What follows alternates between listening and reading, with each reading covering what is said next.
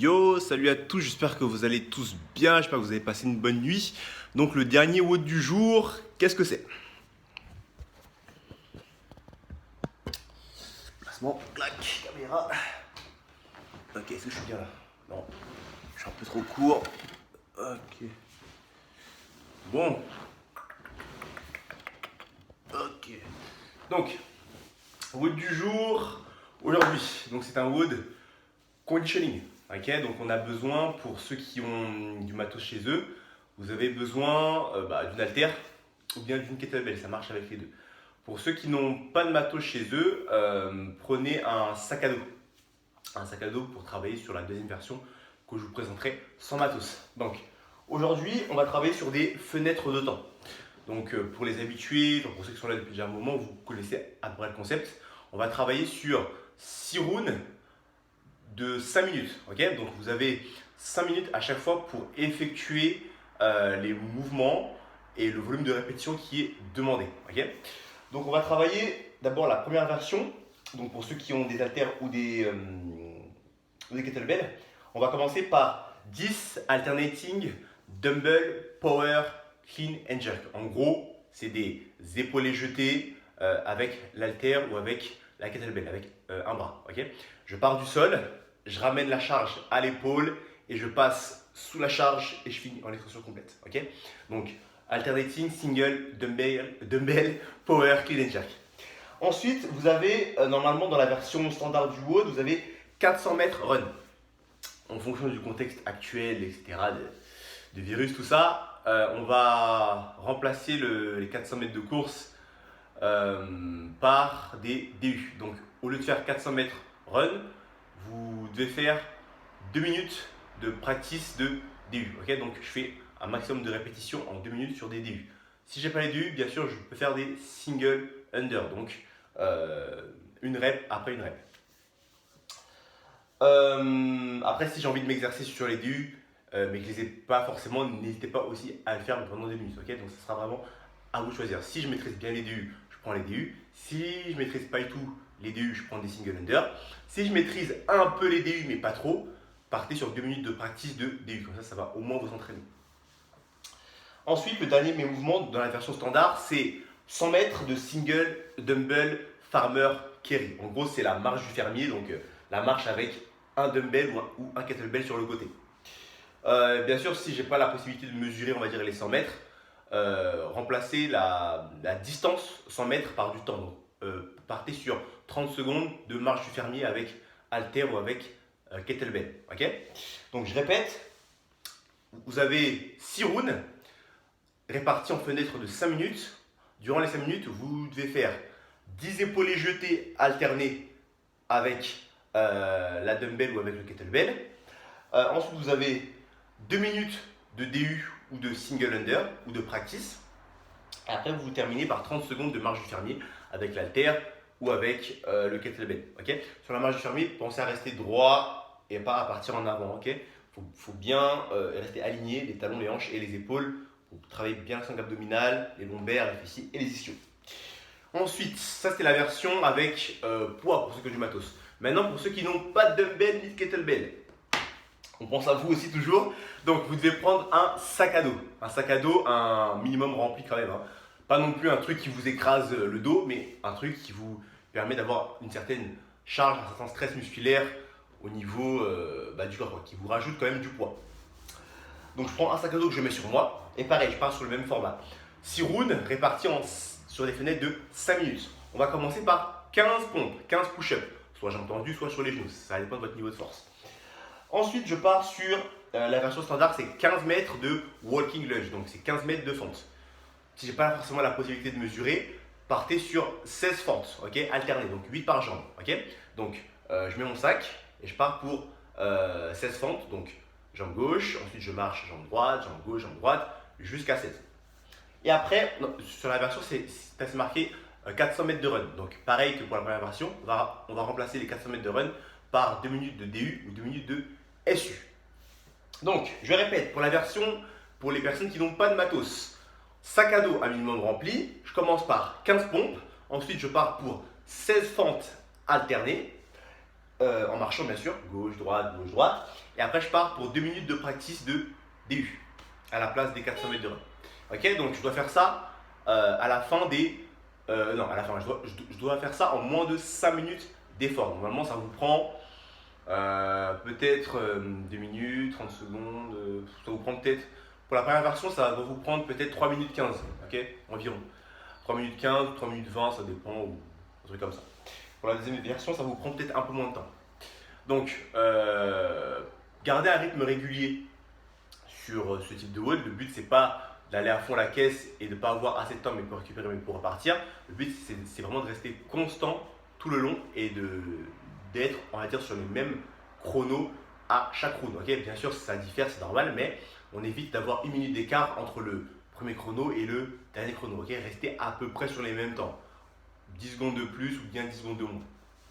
Voilà. Je pense avoir tout dit. Donc, c'est un WOD qui est pas seulement conditioning. Donc, les charges ne sont pas, c'est pas des charges lourdes, c'est plus du cardio, etc. Notamment avec les DU. Ouais. Donc, je répète, hein, c'est 6 rounds répartis sur des fenêtres de 5 minutes. Donc, dès que j'ai fini les mouvements qui sont prescrits dans le WOD, si par exemple j'ai fini en 3 minutes, bah, j'attends 2 minutes, je me repose et je repars au prochain round. Pareil, ok?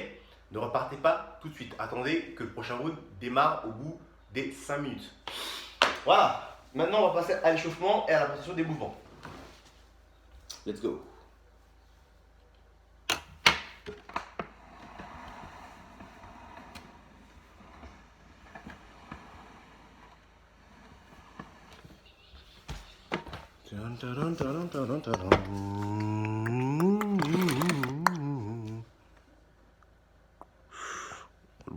Ouais, yes. Parfait.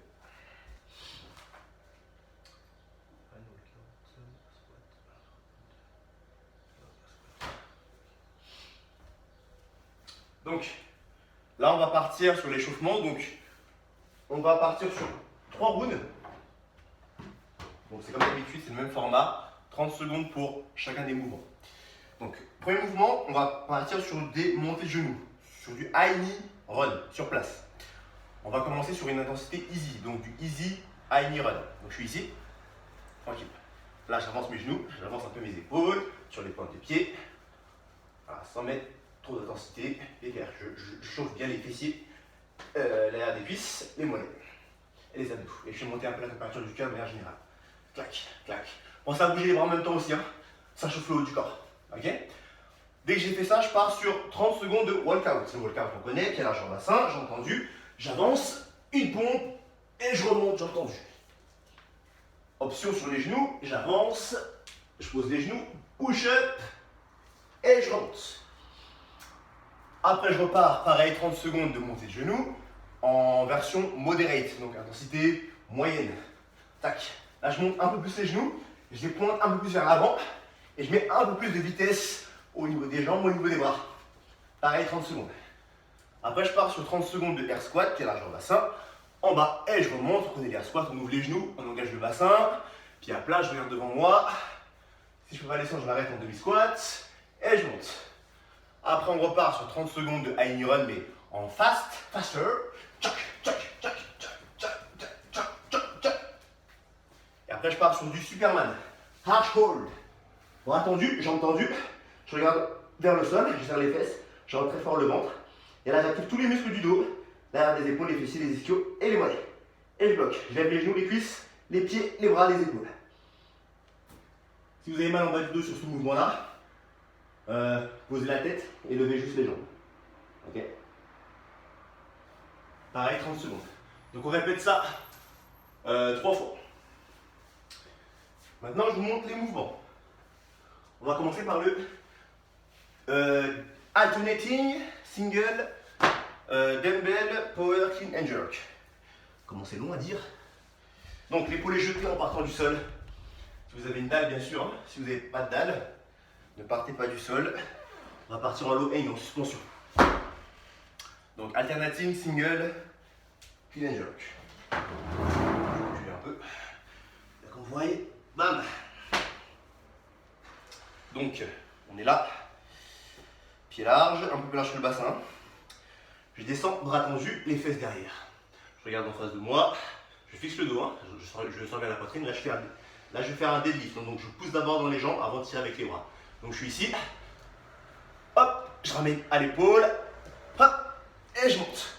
Ok? Je remonte. Bras tendus, les fesses en bas. Extension. J'épaule, flexion. Hop, en dessous. Et je monte. Ça va? Donc, quand je pousse, je pense bien. Je suis ici. Hop, j'atterris en power. Donc, les fessiers toujours au-dessus des genoux. Et là, bim, en dessous. Et je remonte. Ok, je dois finir en flexion complète. Donc, ici, flexion, en dessous, et je tends. On évite de faire ça comme beaucoup de personnes font, c'est-à-dire, vous tirez, vous ramenez, et là, vous faites un push press. Non, c'est pas ça. C'est vraiment, je passe sous mon haltère, sous mon poids. Hop, ah, et je monte. Vous avez vu? Là, en dessous, fléchi, et je pousse. Et non pas là, là. Non, ça c'est un push press. Donc ça c'est le dumbbell clean and jerk. Si j'ai pas de dalle, je pars pas du sol, mais je pars en low end, donc ici, en suspension, et je tire. Ok?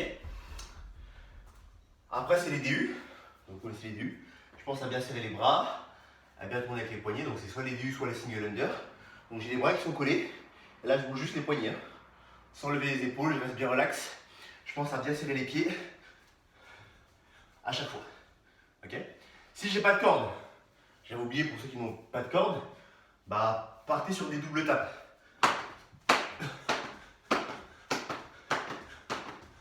Pendant 2 minutes.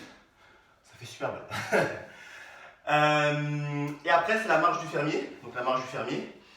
Je vous montre c'est quoi. Donc j'ai le dumbbell ou le kettlebell sur le côté.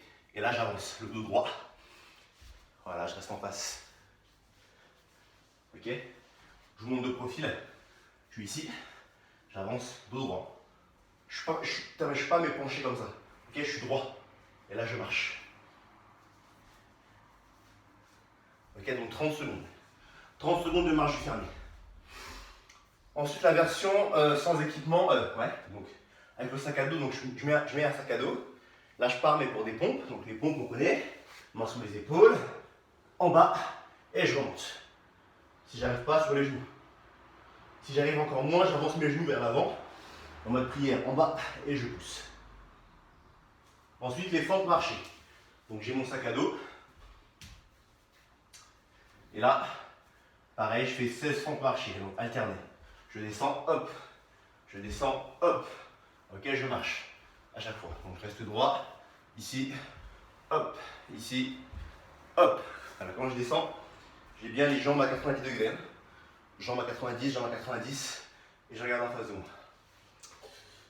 Et après on finit par des DU ou des single under, c'est pareil. 2 minutes.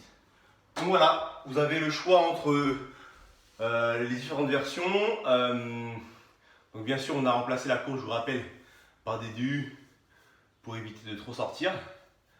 Après si vous avez un stade, parce que là je crois que c'est